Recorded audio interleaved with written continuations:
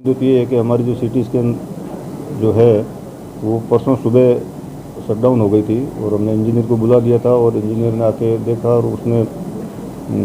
हमें विश्वास था कि शाम तक वो सही हो जाएगी, लेकिन सही नहीं हुई और उसने रिपोर्ट दी है कि उसकी कोई ट्यूब होती है वो काफ़ी महंगी भी होती है और ये इंडिया में बनती भी नहीं है, फ़ॉरेन से मंगानी पड़ती है, तो उसको थोड़ा टाइम लगेगा। तो इसलिए मैसेज ये देना चाहते हैं कि जो अर्जेंट सीटी स्कैन होगी वो उसकी व्यवस्था जो हम कहीं बाहर से कराएंगे, निःशुल्क कराएंगे उसकी व्यवस्था, लेकिन जो अर्जेंट नहीं है जिसको एक दो दिन आगे बढ़ाया जा सकता तो वो सीटी स्कैन अभी उसको रोकेंगे और बाद में जैसे ही ठीक होगी तो उसको हम सही कराएंगे। हॉस्पिटल की जो सीटी स्कैन है वो पीपीपी मोड पे दी हुई है गवर्नमेंट की तरफ से, 2013 में लगी थी और ये इसका संचालन वो पीपी मोड पे जो जो सेवा प्रदाता एजेंसी है वो करती है, लेकिन वो उसको सर्विसेज देना बहुत ज़रूरी है। अगर वो कुछ दिन नहीं दे पाती है तो उसके ऊपर भी पेनल्टी लगती है, लेकिन वो सर्विसेज उसने जो है जैसे ख़राब हुई थी तो शाम तक इंजीनियर उसका आ गया था, लेकिन वो बड़ी मिस्टेक होने के कारण वो सही नहीं हो पाई है।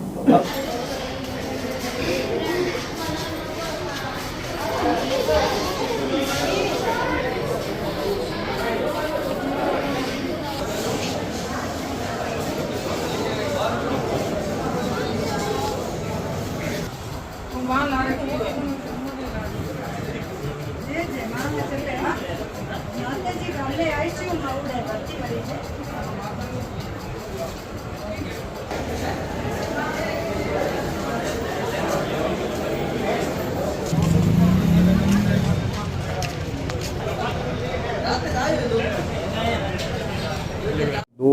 इश्यू है जो पब्लिक से जुड़े हुए हैं और वो एड्रेस करना बहुत ज़रूरी, पब्लिक में उसकी जानकारी जानी चाहिए, क्योंकि नहीं तो तरह तरह की रिपोर्टिंग होती है और तरह तरह की बातें होती है, तो उससे अस्पताल की जो है गरिमा और उसके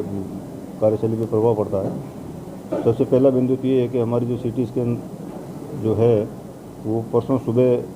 शटडाउन हो गई थी और हमने इंजीनियर को बुला दिया था और इंजीनियर ने आके देखा और उसने हमें विश्वास था कि शाम तक वो सही हो जाएगी, लेकिन सही नहीं हुई और उसने रिपोर्ट दी है कि उसकी कोई ट्यूब होती है वो काफ़ी महंगी भी होती है और ये इंडिया में बनती भी नहीं है, फ़ॉरेन से मंगानी पड़ती है, तो उसको थोड़ा टाइम लगेगा। तो इसलिए मैसेज ये देना चाहते हैं कि जो अर्जेंट सीटी स्कैन होगी वो उसकी व्यवस्था जो हम कहीं बाहर से कराएंगे, निःशुल्क कराएंगे उसकी व्यवस्था, लेकिन जो अर्जेंट नहीं है जिसको एक दो दिन आगे बढ़ाया जा सकता तो वो सीटी स्कैन अभी उसको रोकेंगे और बाद में जैसे ही ठीक होगी तो उसको हम सही कराएंगे।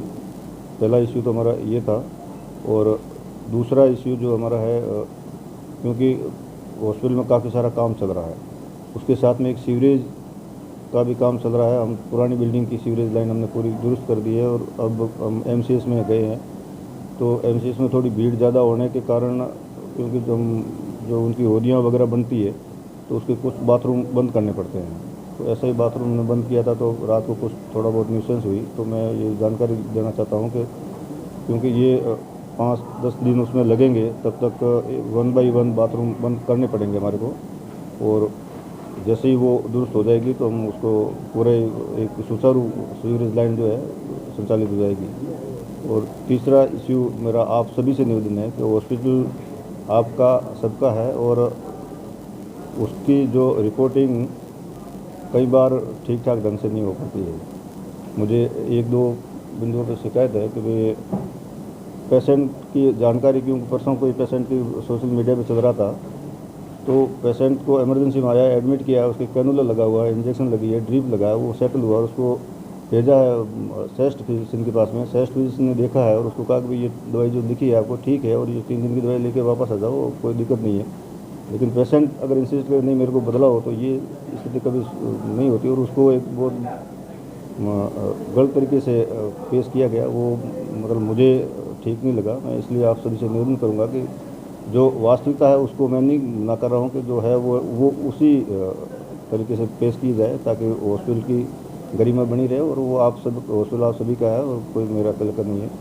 मुझे मेरी बात इतनी करनी थी। आप लोगों का अगर कोई क्वेरी हो इस संबंध में तो आप पूछ सकते हैं। सर, जैसे आपने बताया कि सीवरेज व्यवस्था जो है उसको इंश्योर किया जाएगा, तो इसके लिए क्योंकि हमें पता था कि ये रनिंग हॉस्पिटल है, बहुत बड़ा हॉस्पिटल है, पूरे जिले के लोग यहाँ आते, तो क्या कोई वैकल्पिक व्यवस्था शौचालयों के लिए इनके लिए की गई है? जैसे आपके अस्पताल परिसर में ये सुलभ कॉम्प्लेक्स वगैरह भी है?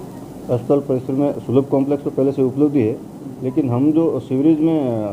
एक साथ पूरा नहीं कर रहे हैं। जैसे एक बाथरूम है तो पहले एक ओडी बन रही थी, एक बाथरूम की ही बना